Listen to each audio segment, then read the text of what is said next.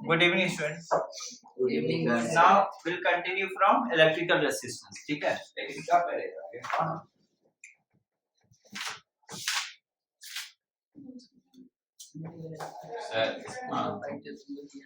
सुनिए, resistance in terms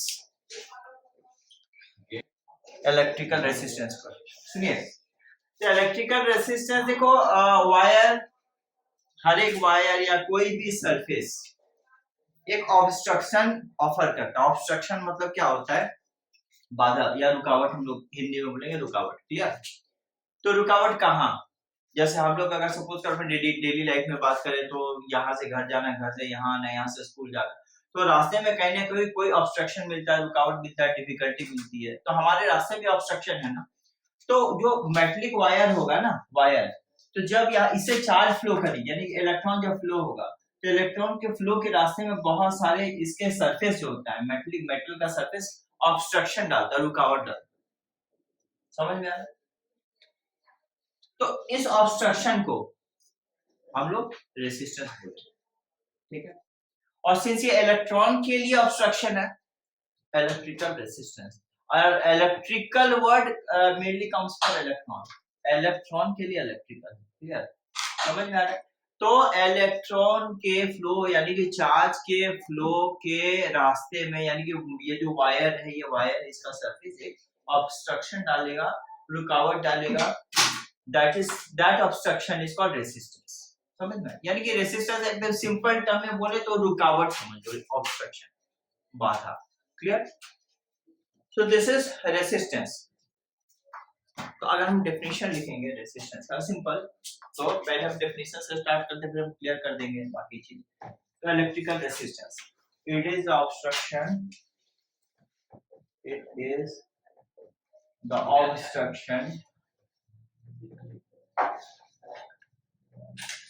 offered by, देखिए समझ में नहीं आया ना तो इसका लिख दो, offered by wire। ठीक है? या वायर नहीं, कुछ भी मेटल हो सकता है। ठीक है? ऑब्स्ट्रक्शन ऑफर्ड, किसको ऑफर किया जाएगा? टू द इलेक्ट्रॉन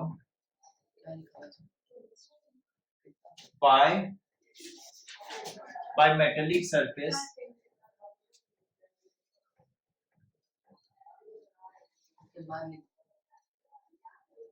तो क्या भाई, ये ऑब्स्ट्रक्शन है offered to the electron by the metallic surface. ठीक है? ओके, एकदम सिंपल। ऑब्स्ट्रक्शन किसको ऑफर किया जाता है? इलेक्ट्रॉन को। कौन करता है? कोई भी मेटेलिक सरफेस। ठीक है? That is called electrical resistance. It's symbol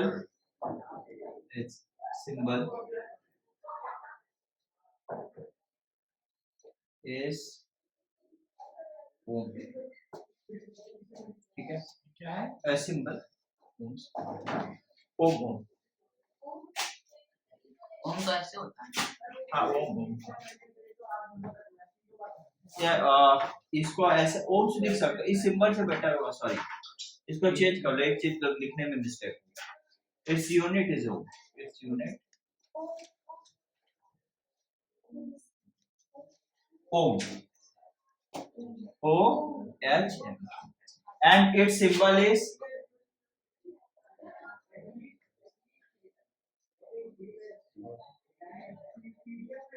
ऐसा। मतलब ओम्स इसका यूनिट हो गया, और इसको दिखाएंगे कैसे? ऐसे symbol. Clear? Okay, that is the electrical resistance, जो कि इलेक्ट्रिकल रेसिस्टेंस होता है। Next, cause of resistance. Resistance का कॉज क्यों होता है? मतलब रेसिस्टेंस होता क्यों प्रोड्यूस होता है wire surface, metallic surface resistance देता क्यों है? हां, वापस समझाएं। क्या चीज समझाएं? वही समझाएं। क्या समझाएं? इलेक्ट्रिकल बाधा जानते हो, रुकावट जानते हो? तो ये जो मेटल का जो सरफेस होता है, मेटलिक सरफेस, तार है ना, या कोई मेटल का सरफेस, उसी से करंट फ्लो करेगा, इलेक्ट्रॉन करेगा, उसके रास्ते में जो रुकावट डालती है ना ये सरफेस, मेटेलिक सरफेस में जो रुकावट है। हाँ, मेटेलिक सरफेस जो रुकावट डालती है वही होता है, वही लिखे, सिंपल सा। उसका हमने बता दिया, इसका आपका यूनिट और इसका सिंबल, ठीक है ना। आखिर ये जो रेसिस्टेंस होता है ये होता क्यों है, कॉज ऑफ रेसिस्टेंस, ठीक है, कॉज ऑफ रेसिस्टेंस मिला में इसको।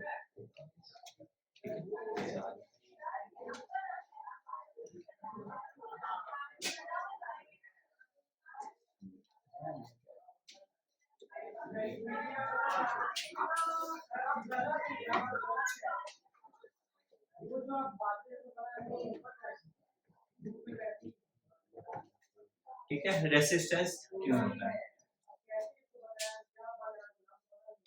देखिए अब जैसे मान लो हम भी कहीं जा रहे हैं, ठीक है, हमारे रास्ते में अगर मान लो कि हमारा अगर प्लेन या स्मूथ सरफेस होता है, ठीक है, या हमें जाने के लिए मान सपोज हम आगे जाना है, ठीक है, और रास्ता छोटा है, ठीक है, और भीड़ बहुत ज्यादा है, तो जाने में कितना प्रॉब्लम क्रिएट होगा नहीं।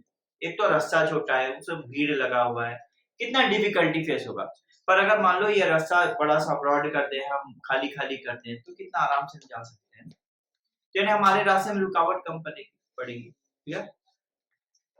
तो कॉज ऑफ रेसिस्टेंस होता है जब भी कोई भी, आखिर तो रुकावट कौन डालेगा, मेटल का सरफेस, समझ में आ रहा है। यानी कि अगर उसी सरफेस को हम लॉन्ग कर दे, लंबा कर दे, मतलब कहने का मतलब तो इलेक्ट्रॉन को ज्यादा फ्लो करना पड़ेगा ना, ज्यादा डिस्टेंस कवर करना पड़ेगा ना, समझ में आ रहा है। तो then it will offer high resistance. अब यहां से घर जाते हो, सपोज करो आपके यहां से घर का जो डिस्टेंस है और हम डबल कर दें, कितना प्रॉब्लम क्रिएट होगा, नहीं होगा। प्रॉब्लम क्रिएट करने के लिए होता है। नहीं, प्रॉब्लम क्रिएट नहीं, अगर मान लो आपका यहाँ से घर का जितना डिस्टेंस है और हम डबल कर दें तो आपको जाने में टाइम लगेगा, पहले हरासमेंट भी होगा, ठीक है, एक्सेप्शनल हो सकता है, हरासमेंट नहीं वाली बात है, बट आपको परेशानी होगा ना।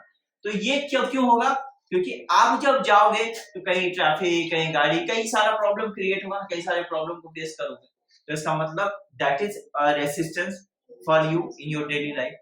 बट वायर के केस में भी तो ऐसा होगा, वायर हमारा जिस लेंथ का होगा, वायर हमारा जिस लेंथ का होगा, अगर हम और लेंथ बढ़ा दें तो यानी कि हम रेसिस्टेंस को डबल कर दे रहे हैं, रेसिस्टेंस बढ़ जा रहा है। तो रेसिस्टेंस का एक तो कॉज है उसका सरफेस, ठीक है, और अगर हम सरफेस को भी बढ़ा दें, यानी तार को और लंबा कर दे, तो इलेक्ट्रॉन मतलब चार्ज को कितना चलना पड़ेगा, समझ में आ रहा है। तो वो सरफेस बहुत ज्यादा रेसिस्टेंस ऑफर करेगा, किसको, इलेक्ट्रॉन को, उसके फ्लो के लिए, ठीक है, समझ में आ रहा है। अच्छा, दूसरा कॉज होता है इसका जो मेटल होता है उसका नेचर, वो किस नेचर का मेटल है। किसी सरफेस पर आसानी से इलेक्ट्रॉन फ्लो करता है, कोई थोड़ा सा समय लगाता है, समझ में आ रहा है। जैसे कि मान लो सेमीकंडक्टर, उसमें तो उतना कर नहीं सकता, और कंडक्टर उसमें आसानी से इलेक्ट्रॉन फ्लो करेगा, समझ में आ रहा है, और बैड कंडक्टर में तो बिल्कुल नहीं करेगा। तो कहने का मतलब क्या, ये डिपेंड करता है सरफेस का ऐसा नेचर है, वो सरफेस का नेचर क्या है जिस पर इलेक्ट्रॉन चलेगा, उस पर डिपेंड करता है, ठीक है। अब हम अगर मान लो ये वायर है ना, वायर को हम थिक कर देंगे, ये मोटा कर देंगे, थिक, ठीक है, दिख रहा है ना, ये वायर हमने थोड़ा थिक कर दिया। तो जब इस वायर को हम थिक कर दिए तो इस केस में जानते हो थिक वायर के केस में रेसिस्टेंस कम होता है, ठीक है। हम यहाँ से जा रहे हैं, लंबा रास्ता है, क्लियर, तो रेसिस्टेंस हाई होगा, और हम क्या करेंगे, उसी रास्ते को ब्रॉड कर देंगे, चौड़ा कर देंगे और शॉर्ट कर देंगे, तो रेसिस्टेंस कम होगा। वायर के केस में भी ऐसा होता है, समझ में आ रहा है। तो कॉज क्या होता है, कॉज ये, अब देखो कॉज रेसिस्टेंस का हमने बताया, क्या क्या कॉज है। पहला कॉज हमने बताया, it depend on the length of metallic wire. Second cause हमने क्या बताया, it depend on the nature. Third हमने बताया, if we can thicken the wire then resistance will be low, समझ में आ गया, ओके। तो that is the cause, okay, cause of the resistance। now हम आप इन शॉर्टली लिख सकते हो, ठीक है, रेसिस्टेंस डिपेंड ऑन, ठीक है, factors on which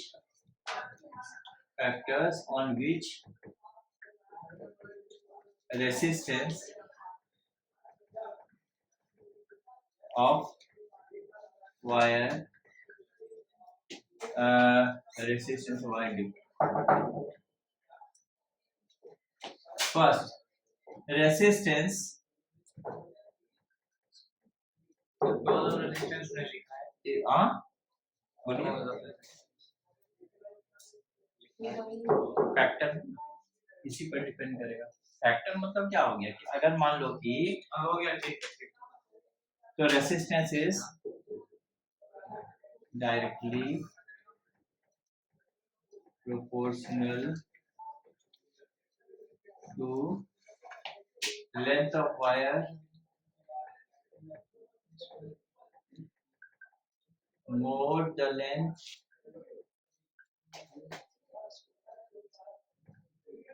more will be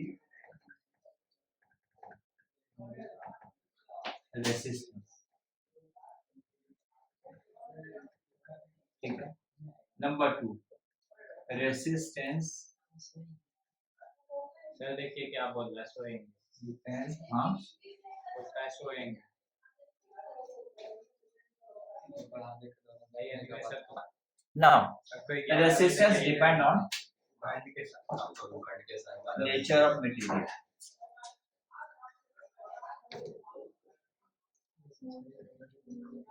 ठीक है। Third resistance is inversely proportional to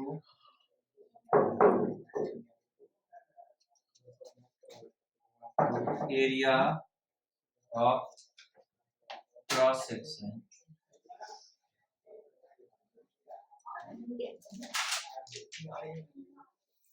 resistance से स्पेलिंग है लिखो ना यार क्या मिस्टेक तो है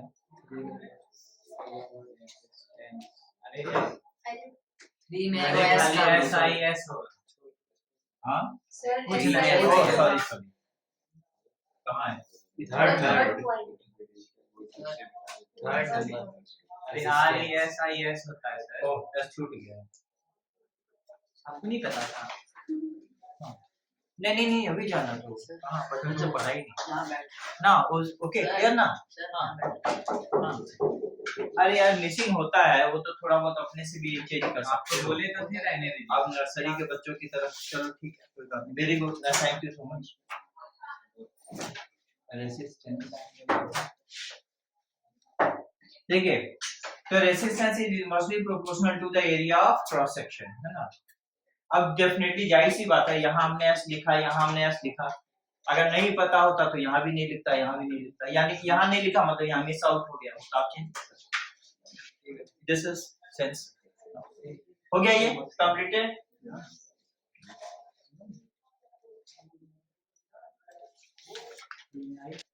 हाँ बोलिए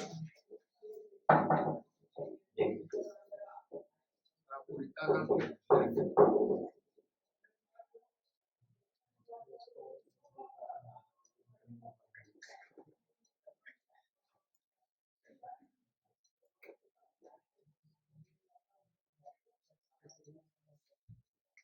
बता ये हम बता देते हैं चलिए इसी के बाद बता देते हैं।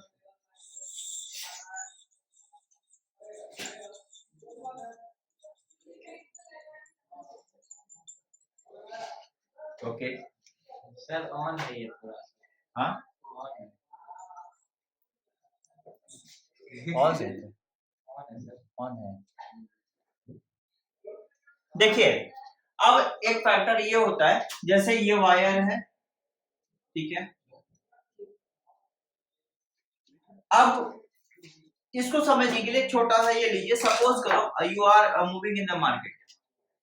अब थोड़ी देर के लिए इमेजिन करो कि बहुत सारे लोग आते हैं कुछ फ्रूट्स खरीद रहे हैं कुछ वेजिटेबल्स खरीद रहे हैं कोई कुछ तो लेकिन उसका थोड़ा मूवमेंट देख लो कैसा होता है रैंडम होता है ना हियर देयर जो जहां वहां जा रहे हैं लेकिन बढ़ते तो एक आगे की तरफ है ना सपोज करो यहाँ से लिया बढ़ रहे हैं आगे बट कैसा मूवमेंट होता है ऐसे ऐसे ऐसे ऐसे जिसको जहां बट एक साइड अल्टीमेटली आगे तो जा रहे हैं ना। अगर थोड़ा इमेजिन करो वो सारे लोग अगर एक लाइन लगा लें खरीदने के लिए तो क्या होगा एकदम लीनियरली बढ़ेंगे। क्या बिक रहा है सर हाँ क्या बिक रहा है मार्केट जो भी मिलता है। तो यहाँ देखिए ना, तो यहाँ पर क्या होता है, there are lots of charge particles, बहुत सारे इलेक्ट्रॉन्स होंगे ना। अब देखिए होता क्या है कि जब ये इलेक्ट्रॉन्स होता है इधर, ये कई सारे चार्ज पार्टिकल है यहाँ मूव कर रहे हैं, इधर इधर मूव करेंगे, चार्ज पार्टिकल इधर मूव करेंगे, कोई ऐसे अल्टीमेटली बढ़ेगा आगे की तरफ, आगे की तरफ भी बढ़ेंगे। लेकिन जानते हो कई सारे इलेक्ट्रॉन होंगे ना, जब फ्लो करेंगे बहुत सारे इलेक्ट्रॉन फ्लो करेंगे, जानते हो कभी कभी ऐसा केस भी आता है कि इलेक्ट्रॉन एक दूसरे से कोलाइड भी करते हैं, ये चार्ज एक दूसरे से कोलाइड करेंगे। तो अब जब कोलाइड करेंगे तो ऑब्वियसली इसका मोशन कुछ इस तरह से, ये इससे कोलाइड किया ऐसे गए, फिर ये किसी और से कोलाइड किया, थोड़ा पीछे आए, फिर वो कोलाइड किया, मतलब समझ रहे एक तरह से मोशन क्या होगा, एकदम लीनियर नहीं, थोड़ा सा आगे पीछे इस तरह से थोड़ा सा मोशन होते हुए आगे बढ़ेगा। आप समझ रहे मेरी बात, आगे पीछे क्या होता है। तो ये जो होता है ये एक्चुअली बिकॉज ऑफ कोलिजन, ठीक है। तो यहाँ पर क्या हो गया, कई सारे कोलिजन होंगे तो क्या होगा, चार्जेस विल मूव अहेड, ठीक है। अब मेरी बात को सुनो, सो ये जो वेलोसिटी हो गया इलेक्ट्रॉन का, इलेक्ट्रॉन इस तरह से आगे बढ़ते हैं ना वायर में, तो that velocity of electron is called drift velocity. ये वेलोसिटी इलेक्ट्रॉन का क्या कहते हैं, this is the drift velocity, इसको हम लोग बोलते हैं ड्रिफ्ट वेलोसिटी। क्लियर। अब यही देखो, यही क्या होता है कि अगर यही हम वायर को थिक कर देते हैं तो क्या होगा, ये फ्रीली इस पे मूव करेंगे, मूव करने में इनको प्रॉब्लम नहीं आएगी। लेकिन अगर हम यही हम बोले ना डबल कर देते तो कितना कोलिजन होगा, कितना कोलिजन सफर होगा, रेसिस्टेंस इसलिए हाई होता है। इतनी दूर में ही तो कई सारा कोलिजन होता है, हम वायर को लंबा कर दें तो कितना कोलिजन होगा, तो कितना रेसिस्टेंस सफर हो जाएगा, हाई हो जाएगा। समझ में आ रहा है? क्लियर, तो वही पॉइंट क्लियर, समझ में आ गया आपको, कोई डिफिकल्टी डाउट? ओके, हम आगे बढ़े। नाउ नेक्स्ट इज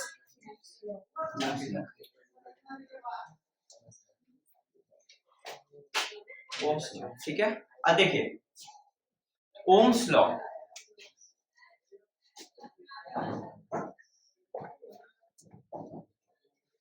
ठीक है। ओम्स लॉ एक्चुअली है क्या, हम आपको पहले समझा देते हैं।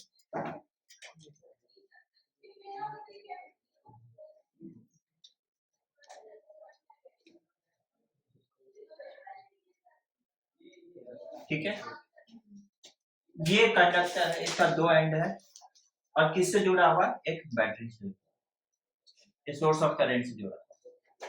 समझ में आ रहा है? अब अगर इस पूरे वायर का रेसिस्टेंस कांस्टेंट हो, मतलब कि रेसिस्टेंस नहीं बदले, यानी जो रुकावट वो ऑफर कर रही थी, अगर पूरे मेटल के सरफेस का वही ऑब्स्ट्रक्शन हो, वही रुकावट हो, समझ में आ रहा है, और हम ये करंट बढ़ाना चाहते हैं, तो जानते हो क्या करना पड़ेगा, इस पोटेंशियल डिफरेंस को बढ़ाना पड़ेगा, वोल्ट को बढ़ाना पड़ेगा। मतलब अगर इस पूरे वायर का रेसिस्टेंस नहीं बदले, कांस्टेंट हो, अगर नहीं बदले, ओके, और हम चाहते हैं कि इस वायर में ज्यादा करंट फ्लो हो, तो हमको बैटरी के इस टर्मिनल का पोटेंशियल डिफरेंस को बढ़ाना है। तो जितना ज्यादा पोटेंशियल डिफरेंस इस बैटरी के टर्मिनल का होगा, उतना ज्यादा करंट कम हो जाएगा। हाँ, रेजिस्टेंस कम हो जाएगा। हमने शुरू में ही बता दिया कि अगर रेसिस्टेंस कांस्टेंट, हमने इसलिए पहले ही मेंशन कर दिया कि अगर पूरे वायर का हम रेसिस्टेंस कांस्टेंट रखें, अगर रेसिस्टेंस नहीं बदलेगा और हम चाहते हैं कि करंट हम ज्यादा फ्लो कराए, तो ये पोटेंशियल डिफरेंस को इसको बढ़ाना पड़ेगा, we must increase this potential difference, then only current. पर अगर रेसिस्टेंस वैरी करने लगा, बढ़ने घटने लगा, तो ये पूरा का पूरा लॉ डिस्टर्ब हो जाएगा, फिर ये काम नहीं करेगा। मतलब कहने का मतलब क्या है कि ये पॉसिबल तभी होगा जब पूरे वायर का रेसिस्टेंस, रुकावट, बाधा, ऑब्स्ट्रक्शन, ये पूरा ये एकदम कांस्टेंट हो, यानी जो मेटल सरफेस जो ऑब्स्ट्रक्शन प्रोवाइड कर रहा था वही करता रहे। अगर ऐसा कांस्टेंट, अगर वो नहीं बदल रहा है और हम करंट ज्यादा फ्लो कराना चाहते हैं इस वायर में, तो ये टर्मिनल का पोटेंशियल डिफरेंस, जो कि लास्ट क्लास में बताया इसके पहले, वो हमको कांस्टेंट, वो हमको बढ़ाना पड़ जाएगा, देन करंट विल इंक्रीज। समझ में आ गया? ओके, तो इसका मतलब अगर सिंबॉलिकली लिखें तो V is directly proportional, I is directly proportional to current is directly proportional to potential difference. आप ये बताएंगे, लिखना बात पहले समझ लीजिए। यानी कि करंट हमको ज्यादा चाहिए तो ये बढ़ाना पड़ जाएगा, वोल्ट बढ़ाना, पोटेंशियल डिफरेंस बढ़ाना, हाई करना। समझ में आ रहा है? क्लियर? ओके, तो now listen here,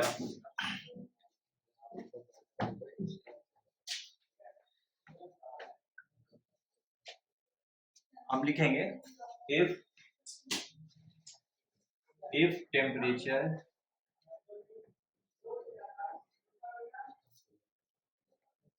and other physical conditions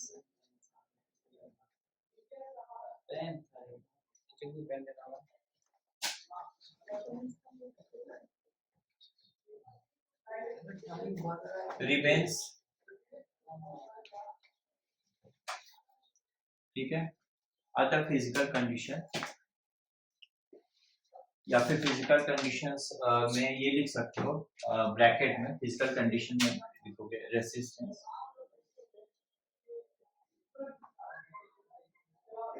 remains constant, then current flows through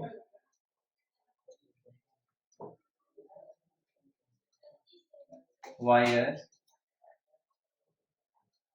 will be directly proportional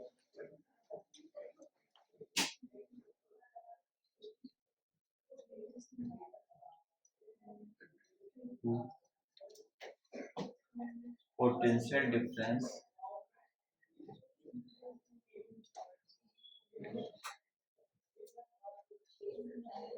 applied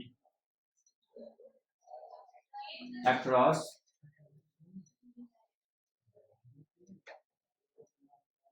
its end। ये होंगे, ठीक है। यानी कि अगर टेम्परेचर आदर्श अगर टेम्परेचर या दूसरा फिजिकल कंडीशन जैसे रेसिस्टेंस अगर नहीं बदल रहा होगा तो जो करंट फ्लो करेगा वायर से वो डायरेक्टली प्रोपोर्शनल किसके होगा, पोटेंशियल डिफरेंस। यानी कि जैसे जैसे हम पोटेंशियल बढ़ाते जाएंगे वैसे वैसे करंट हम बढ़ाते जाएंगे। अब इसको मैथमेटिकली कैसे दिखाएंगे, ऐसे दिखाएंगे, देखिए V इज डायरेक्टली, यहाँ मैंने इसको चेंज कर दिया, या ऐसे लिख सकते हो potential difference is directly proportional to I current, ठीक है। तो बराबर, हाँ बराबर। आप अगर करंट बढ़ाना है पोटेंशियल डिफरेंस बढ़ाओ, यानी कि पोटेंशियल डिफरेंस बढ़ाओगे ऑटोमेटिक करंट बढ़ेगा। तो यानी कि हम मैथमेटिकली क्या करते हैं, इस प्रोपोर्शनैलिटी साइन को मैथमेटिक्स में जब भी हटाते हैं तो एक कांस्टेंट देते हैं और यहाँ पर I देते हैं। समझ में आ रहा है? मैथमेटिक्स में ना प्रोपोर्शन जब पढ़े, प्रोपोर्शनलिटी या वेरिएशन पढ़े होंगे तो आप देखोगे ये प्रोपोर्शनलिटी को हटाते हैं, कांस्टेंट देते हैं, constant variation proportion and then it's ऐसा मैथ्स का रूल है। सो नाउ अब यहाँ पर क्या हो गया, ये जो है where R is resistance of wire, resistance of wire। अगर हम B बढ़ाएंगे तब रेजिस्टेंस भी बढ़ जाएगा।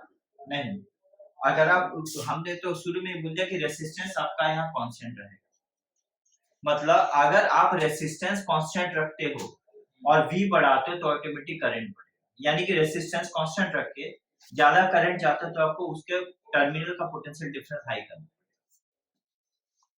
यानी कि ये नहीं बढ़ेगा किसी हाल में, इसको आपको कांस्टेंट हमेशा कांस्टेंट। तो where R is the resistance of wire, ठीक है, ठीक है। यानी कि हम यहाँ से ऐसे भी लिख सकते हैं, तो resistance is what V by I we can write। If you want to find the resistance we can use this relation also, and if we want to find the potential difference we can use this relation, and if we want to find current we can use this relation V by R। तो ये तीनों हाँ, provided resistance should be constant, resistance constant होता है सब में, ठीक है। हाँ, सारे रेजिस्टेंस शुड बी कांस्टेंट, ठीक है, clear.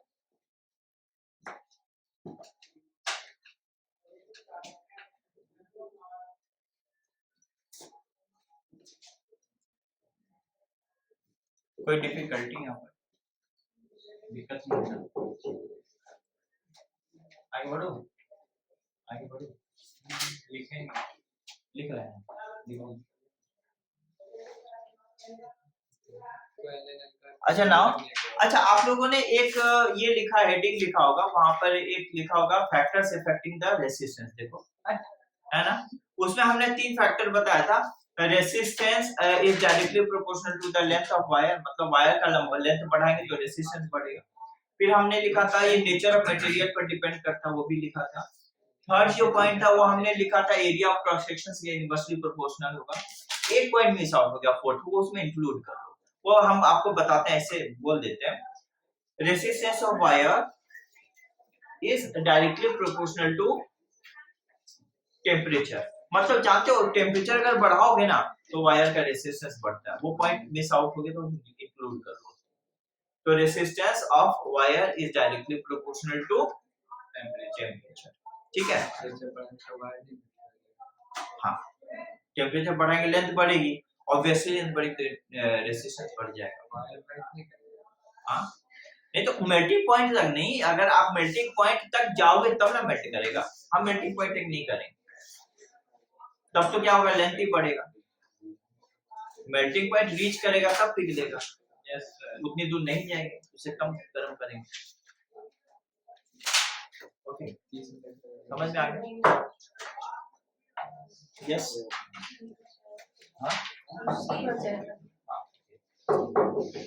so thank you so much, friend, we'll continue in the next class, thank you.